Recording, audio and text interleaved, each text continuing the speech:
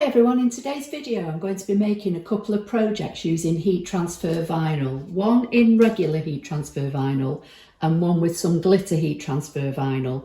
I'm going to be applying them onto some organic cotton tote bags, and I'm going to be using the Loklik automatic heat press, which you can see here. If that's something that you're interested in, keep watching. Okay, so I'm in the Loklik Idea Studio and this is the design that I'm going to be cutting. I have actually already mirrored it, but you don't have to because you can choose mirror in the cutting settings. So I'm just going to flip it back so that you can see it. You can see that some of it's red and some of it's black. I am just going to cut it all in black heat transfer vinyl, which is Loklik heat transfer vinyl. So I'm going to go to the cutting list. I'm just going to change my mat size to inches so I can see how much vinyl I need. So this design is 10 inches wide by literally just over 5 inches high. I'm going to go to connect device. I've got it on standard cut. I'm going to look for my machine via the Bluetooth icon. So it's found my Loklik crafter. I'm going to select everything because I'm cutting everything in one go. I'm cutting it all in black even though the heart is in red. I'm using Loklik heat transfer vinyl. So I'm going to select that from the list. I'm going to choose basic heat transfer vinyl. Got the mat size set to 12 by 12. I'm going to click mirror now and cut, and you can see it's mirrored here when I hover over it. And then I need to load the mat, which I'll do in a minute, and then press start. So I've pressed the load button on the machine and now I'm going to press start.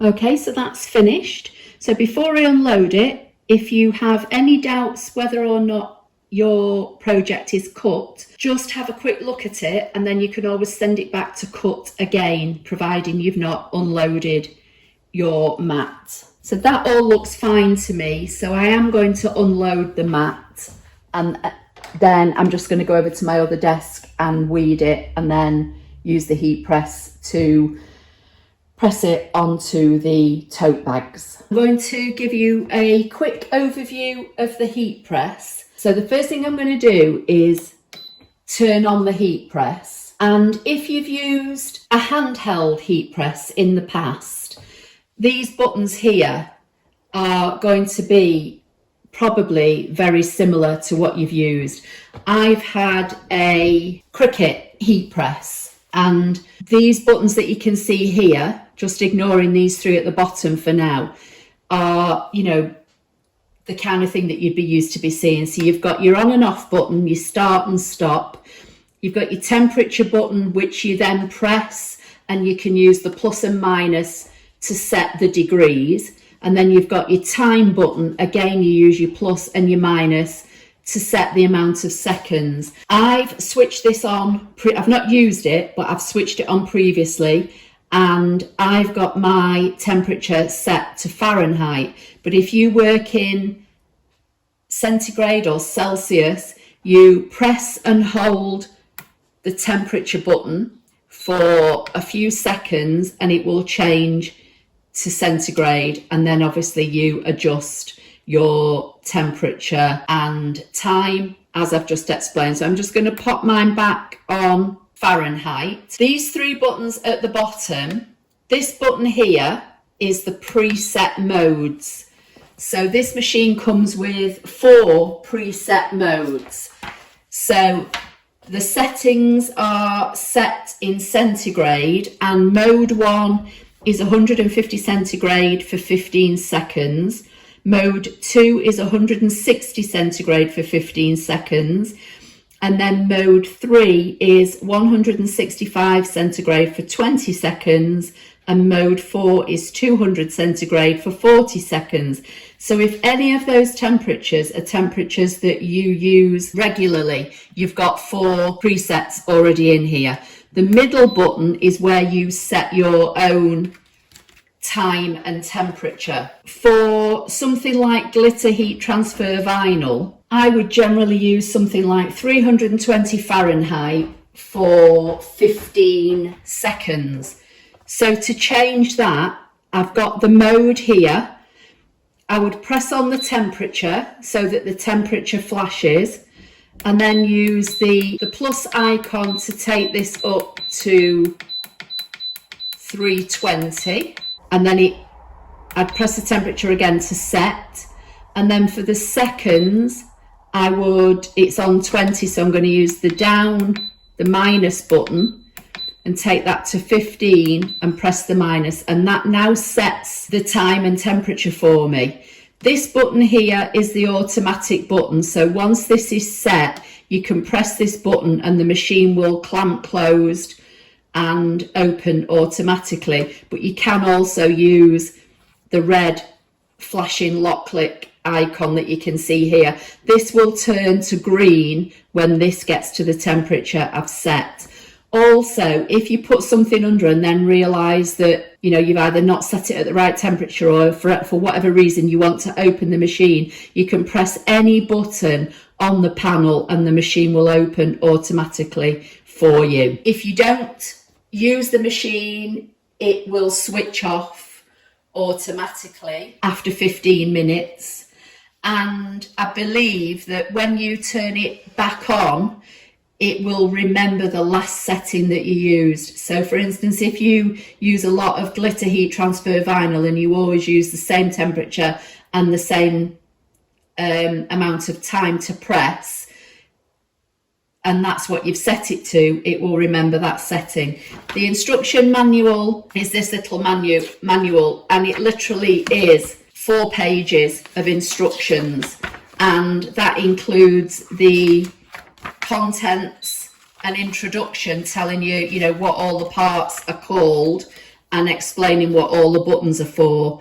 So it's really simple to use. They do give you some idea of, time and temperature for certain items and certain types of vinyl, but they are all set in centigrade. And as I say, I tend to use Fahrenheit, so I've just got a conversion on my phone and I just convert if I need to. So this is up to temperature now. Okay, so I didn't put a weeding box around this, so I'm just going to cut away the excess vinyl while it's still on my mat.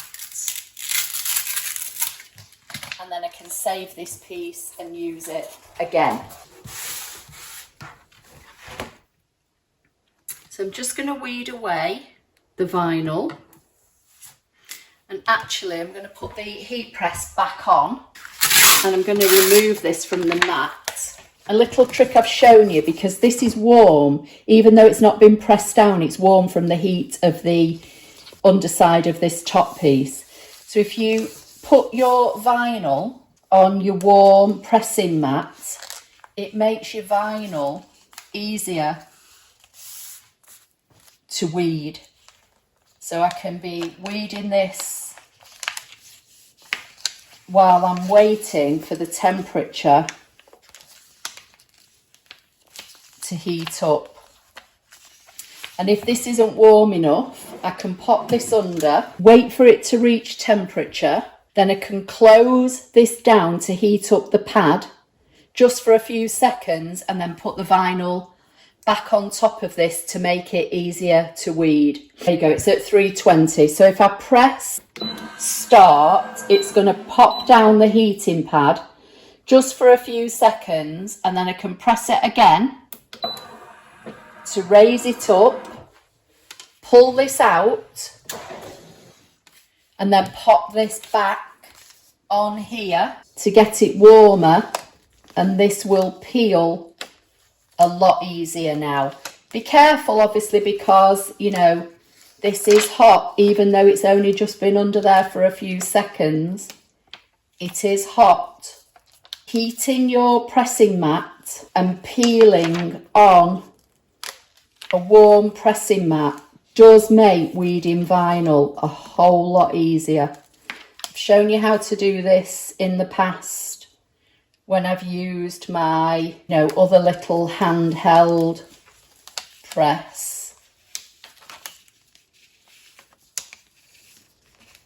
But this is so much easier when you warm up your vinyl. Hoping that you can see all this without me getting in the way. It definitely is a whole lot easier to weed. It literally weeds like a hot knife going through butter. Obviously I've got a lot bigger area on this heat press that I can use. I think I forgot to say that actually. This is, I think it's 15 by 15, this heat press. So it's a nice, good size. And this is all coming off in one piece. Just got a little bit to weed out there. So I'm just going to throw all that away. And then I've just got the middles of these letters, which I can now lift out and pop in my little weeding tool, which is attached to my finger, which makes life so much easier. You don't have to hold it. You've still got, your hands free to, be holding your vinyl down. So there is my design. Everything looks to be weeded nicely. So I've got 2 bags and I've got 2 designs. So I'm going to put this one I've just cut on this neutral bag, and I've got the pink glitter from my other design which sells well in my shop, and that's going to go on the black bag. So I'll do the neutral one first. I'm going to take the handles out of the way and I'm going to fold the bag in half. I've got my heat press on a trolley at the moment that's on wheels, so when I go to push the drawer in, it automatically wants to close. So I'll just do that again. So I've folded the tote bag in half, take the handles out of the bag, fold it in half, pull this out so I can get this under. I'm going to push this in, and as this locks into place, because I've got it set on automatic here, the heat press will come down. I want to try and obviously do this while hoping that you can still see it. There you go. So I pushed it in and it locks in, and this drops down automatically. I only want to press it for a few seconds because I'm only trying to get like a centre line. So I've pressed the button to lift it up, and now I can pull this out. So now both bags have got a nice creased centre line down the middle that I can use. So I can either put the handles underneath, or I can turn the bag round and put it in upside. Just move you around so you can see. So I've got the handles out this end towards me, and I've got my centre crease line. So now I'm going to bring in my design. I'm just going to fold this in half and put a crease just in the top of the sheet so that I can line that up with the centre line that I've pressed. So I'm going to position that down. With this machine you get this big kind of silicone sheet to go over to protect your items. So this time now I'm going to push the drawer in. It's set to 320 for 15 seconds and I'm going to leave it at that. So I'm just going to push the drawer so that hopefully you'll see this better. So I'm just going to hold on to this cart so it doesn't move and push the drawer in. And the minute I lock the drawer in place, the top platen or whatever this is called drops down, and I'm not sure if you're even going to be able to see it, but it's counting down and it's down to 1 second. This automatically lifts up. I'm going to pull the drawer out. Take this off. I think this is a cool or cold peel. I can never remember. So I'm going to take this off and I'm going to do the black one, and then we'll have a look at both of them. So again, I'm going to put this in upside down, only because I've not got a lot of space here at the moment to work with. One thing I forgot to do was lint roll my bag. So I'm just going to get my lint roller for this, with this one being black. Obviously, don't put your hands too near the underside of this because it does get extremely hot. And Eddie is with me as usual, so if you can hear him grumbling at any little noise he hears on the lane. So again, I'm just going to fold this in half and just put a little crease in the top of the vinyl so I know that that is centre. And then that can line up with the crease that I pressed in the bag. You see what I'm doing? So I've got the handles hanging off this end rather than being in that end.